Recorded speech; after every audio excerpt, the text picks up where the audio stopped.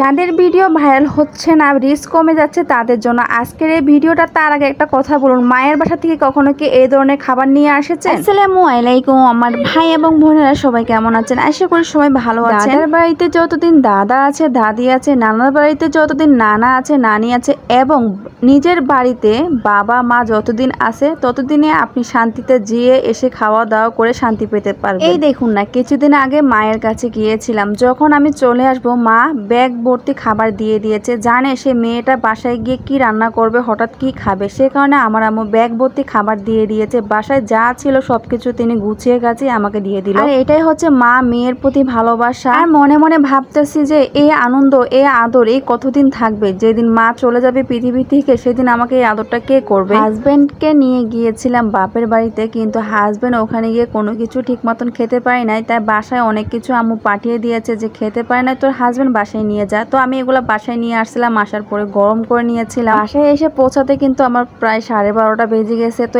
এত রাতে কিন্তু অনেক ক্ষুধা লাগে, পেটের খিদা নিয়ে তো আর ঘুম আসে না। তাই সবাই মিলে খেয়ে দিয়ে শুয়ে পড়লাম। এখন আসছি মূল কথায়। যারা বলতেছেন ভিডিওতে ভিউজ হচ্ছে না, রিস্ক কমে যাচ্ছে, তাদের জন্য একটাই পরামর্শ, আপনাকে পেজে অবশ্যই অ্যাক্টিভ থাকা লাগবে। আর অন্যের ভিডিওটা পুরোটা না দেখলেও অবশ্যই 2 মিনিটের ভিডিও 1 মিনিটে দেখে অবশ্যই গঠনমূলক কমেন্ট করবেন। আর অন্যের পেজে গিয়ে কখনোই ফলো ব্যাক চাইবেন না। অবশ্যই নিজের কন্টেন্ট এবং নিজের ভয়েস দিয়ে ভিডিও তৈরি করার চেষ্টা করবেন। কিন্তু প্রথম এই ধরনের ভুলগুলো করতাম, তো আমি আপনাদেরকে সাবধান করতেছি, কারণ এই ধরনের ভুল কখনোই করবো না। এতে কিন্তু রিস্ক কমে যায়।